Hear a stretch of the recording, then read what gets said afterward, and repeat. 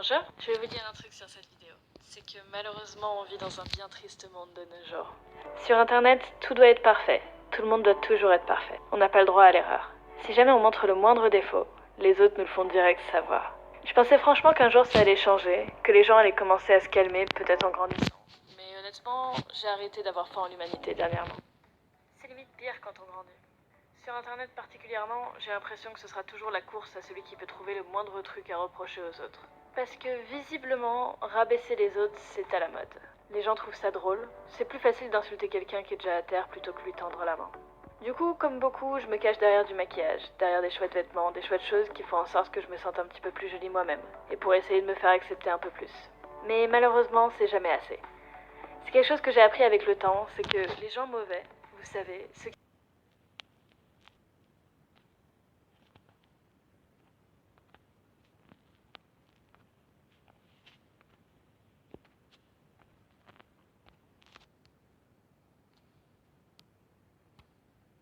mauvais, vous savez, ceux qui sont vraiment pourris de l'intérieur, ne seront jamais contents.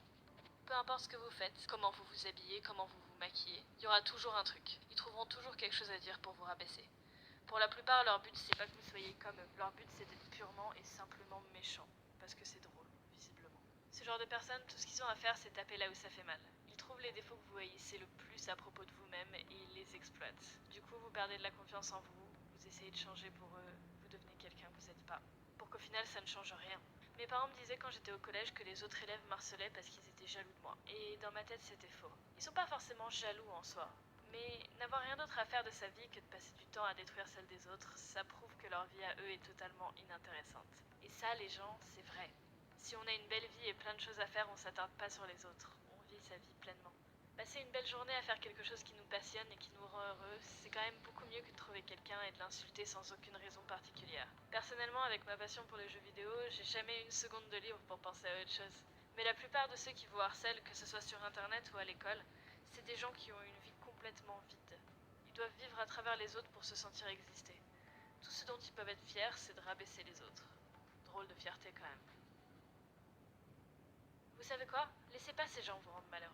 Faites ce que vous aimez, habillez-vous comme vous voulez, laissez-les parler, peu importe. On les balaye. Les personnes qui comptent, c'est celles que vous aimez. Il y a qu'elles que vous devriez écouter. Cette vidéo, c'est un message pour vous, mais c'est aussi un message pour moi. Parce que ces messages que vous voyez, c'est des choses que je reçois tous les jours. Comme vous pouvez vous aussi en recevoir.